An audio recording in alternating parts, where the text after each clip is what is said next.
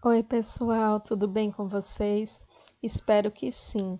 Hoje vamos abordar cofator de uma matriz, teorema de Laplace, regra de Chiot e conhecer a matriz de Vandermonde.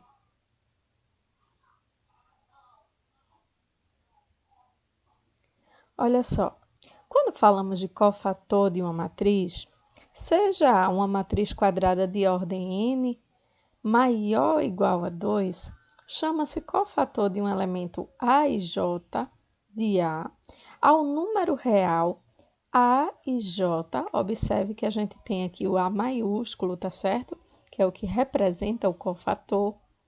E será assim, menos 1 elevado a I mais J, I a linha, J a coluna, como a gente já conhece, e D e J, em que D e J é o determinante obtido da matriz quando se eliminam a linha e a coluna em que se encontra o elemento A e J. Vamos lá compreender na prática, né? Sempre melhor. Seja a matriz, é uma matriz 3 por 3, calcule o cofator A12. Vamos lá? Olha só, a gente vai cortar a primeira linha e vai cortar a segunda coluna, de acordo com isso aqui, com 1 e 2, tá certo? Primeiro passo é esse. Depois, vamos colocar menos 1 elevado a I mais J. Quem é I? 1. Quem é J? 2, ok? Como a gente cortou a primeira linha e a segunda coluna, quem sobrou? 3, 2, 4 e 5. E aí, o que é que a gente faz? Olha só, menos 1 elevado a 1 mais 2 é menos 1 elevado a 3. A gente lembra lá uma regrinha da potência, que todo número negativo elevado a um número par vai dar sempre positivo. Já todo número negativo elevado a um número ímpar, que é aqui o nosso caso, 1 mais 2 é 3, 3 é ímpar, então vai dar negativo, tá? Menos 1.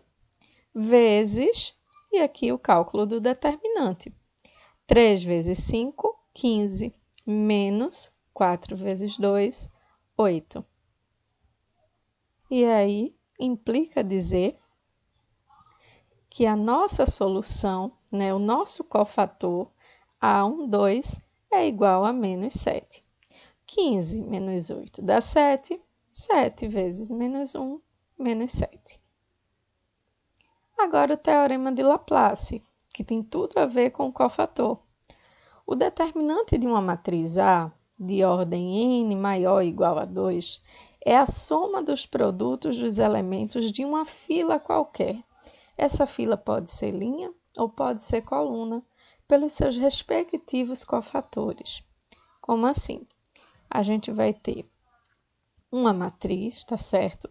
No caso aí, uma matriz 4 por 4. Não dava para usar Sarri, que já aprendemos. Então, a gente pode sim utilizar o teorema de Laplace. Olha só, a gente escolhe uma linha ou uma coluna. E de preferência, a gente escolhe essa linha, essa coluna, ou que tenham números menores, ou que tenham zero. E já já vamos entender por quê. Olha só. Escolhendo essa linha, né? 3, 0, 0 e 2, a gente vai ter o seguinte, a gente sempre vai multiplicar o elemento pelo cofator, ou seja, aqui é a posição que esse elemento está, tá bem? Aí, então, vamos lá. Vai ser 3 vezes A3, 1, porque esse elemento está na terceira linha e primeira coluna. O 0 vezes o A3, 2, porque esse elemento está na terceira linha e na segunda coluna. Mais uma vez, outro 0 vezes o A3, 3, porque esse elemento está na terceira linha e terceira coluna. E o 2 vezes o A3, 4, porque esse elemento está na terceira linha e quarta coluna. Observa bem porque eu escolho a linha ou a coluna que tem mais zeros, porque a gente já corta, não precisa resolver, tá? só vai restar o 3 vezes o A31 e o 2 vezes o A34. Aí, o que é que acontece? A gente vai multiplicar o 3, que é o elemento, vezes os números que restam, se eu cortar a terceira linha e a primeira coluna.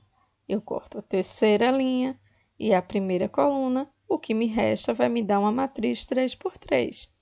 2, 1, 1, 1, 4, 3, 3, 2 e menos 5. Já aqui, eu vou multiplicar o 2 vezes o A34. E o que é que acontece?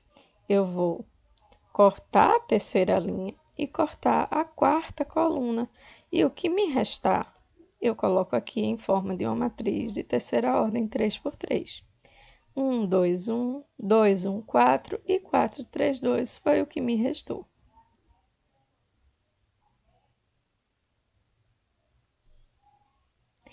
Aí o que é que acontece? A gente vai usar a Sarri, tá bem? Usando o Sarri, a gente vai calcular o determinante nas duas situações, na primeira situação e na segunda situação, tá?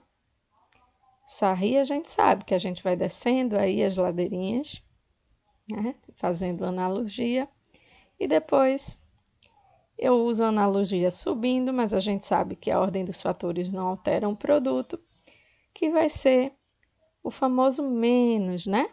Que a gente pode tanto resolver menos abrindo parênteses e depois é que a gente muda o sinal, ou a gente já pode multiplicar e já mudar o sinal da resposta. A gente já aprendeu isso direitinho lá em Sarri, né? Calculando isso aí, a gente vai multiplicar o resultado de cada determinante, que nessa primeira matriz foi menos 48, e na segunda matriz o 16, a gente vai multiplicar o resultado desses determinantes pelo respectivo elemento lá da primeira matriz que a gente estudou, que é o 3, e no caso aqui, o 2, tá certo?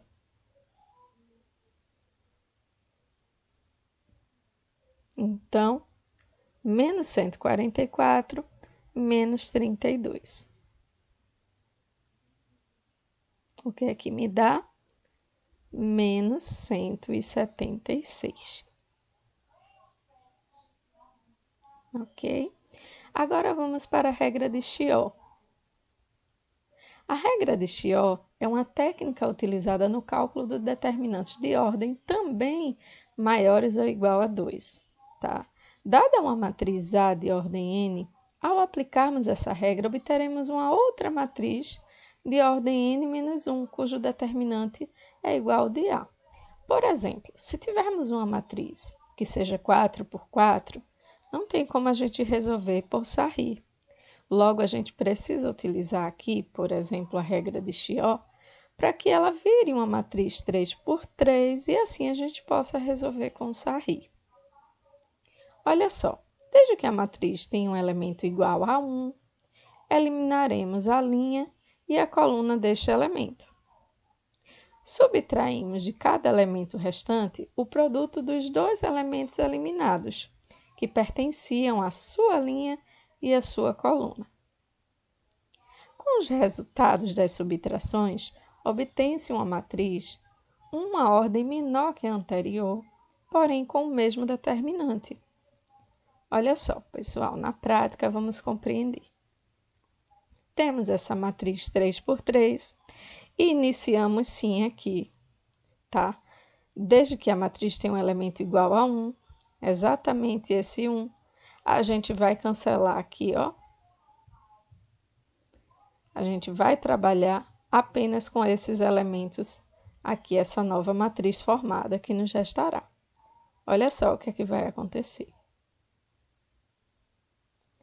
A gente vai subtrair os elementos aqui que nos restaram, vai tirar o produto dos elementos que representariam na mesma linha e mesma coluna, que nesse caso aqui, 0, que é o elemento que temos aqui, menos 2 vezes 3, certo? O 3 vai ser 3 menos 2 vezes menos 1, ok? O 1 vai ser 1 menos 2 vezes 3. Mesma linha e mesma coluna. O 5 vai ser o 5 menos 2 vezes menos 1. E aqui estamos com tudo montadinho. Vamos resolver agora. Teremos aí uma nova matriz. E essa matriz, ela tem o mesmo valor do determinante dessa matriz 3 por 3. É essa a intenção da regra de Chiot, reduzir em uma ordem, tá certo? A nova matriz, porém não vai mudar o resultado do determinante, tá? Olha só, calculando o determinante, nós vamos ter menos 42, menos 25, que vai ficar mais 25, tá? E o resultado será menos 17, tá? Sinais diferentes, subtrai e preserva aí o sinal do maior. Por último, vamos conhecer aí a matriz de Vandermonde. Chamamos matriz de Vandermonde ou matriz das potências, toda matriz de ordem n maior ou igual a 2, em que suas colunas são potências de mesma base, com expoente inteiro, variando de 0 a n-1. Os elementos de cada coluna formam uma progressão geométrica de primeiro termo igual a 1, tá certo? Progressão geométrica e um conteúdo lá do primeiro ano, tá? Vamos observar. Os elementos da segunda linha são chamados elementos característicos da matriz, tá? Eles vão me caracterizar essa matriz. O determinante da matriz de Vandermonde é igual ao produto de todas as diferenças possíveis entre os elementos característicos e os seus antecessores. Vamos compreender aí na prática. Temos aí uma matriz 4 por 4, e que ela é sim uma matriz de Vandermonde ou das potências. Por quê? Observa aqui que eu estou trabalhando com as potências de base 2, não é isso? Observa aqui que eu estou trabalhando com as potências o quê? E aí, pessoal?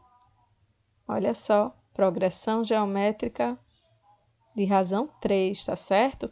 Aqui de razão 5 e aqui de razão 7, tá certo? A base é o 7, a base é o 5, a base é o 3 e a base é o 2. Vamos lá, então? Olha só, o 2, 3, 5 e 7 a gente chama de elementos característicos, porque é aí que a gente vai perceber que base estamos lidando em cada situação. Então, o que é que a gente faz? A gente multiplica. Olha só, primeiro a gente vai fazer a subtração, tá? Pelo seu antecessor. 3, quem é o antecessor de 3? O 2. 3 menos 2, que multiplica 5. Quem são os antecessores aqui de 5? 5 menos 2 e 5 menos 3. Foi o que fizemos aqui. E agora, 7. Os antecessores, 7 menos 2, 7 menos 3 e 7 menos 5. Foi. E agora, a gente multiplica todos os resultados. E vamos obter aí 240. Então, alguma pergunta? Faça uma revisão geral no assunto. Não esqueça de tentar resolver as diversas questões já propostas anteriormente. Exercitar o que aprendeu é muito importante. Até breve e bons estudos!